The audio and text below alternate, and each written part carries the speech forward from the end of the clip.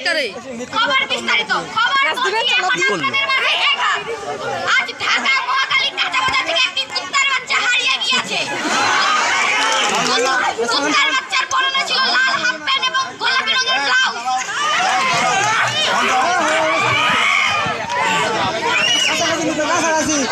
কুত্তার সন্ধানটি যদি পেয়ে থাকেন জামালপুর সরিষাবাড়ির পাদর মোড়ে পাঠিয়ে দিবেন। তাকে দুইটি ছিঁড়া জুতার মালা এবং একটি ঘোড়ার চাবুক দেওয়া হবে। খবর পৌঁছে ঢাকার টুঙ্গি বাস্তুপাড়া থেকে। আজ টুঙ্গি বাস্তুপাড়া থেকে মুরগামুরগির মিছিল বের হইয়াছে। তারা বলেছে শিয়াল দেখিয়া যদি কন্ট্রোল রাখিতে না পারে অর্ধেক মুরগামুরগির ডিম পাড়া বন্ধ করিয়া দিবে। খবর পৌঁছে ধূমপানের কারণে আত্মহত্যা করার জন্য তারা প্রস্তুতি নিচ্ছে। কৃষকের ভিতরে তারা উপরের দিকে এসে এই নতুন খবরটি পৌঁছাবার জন্য তারা আমাকে অনুষ্ঠিত করেছে।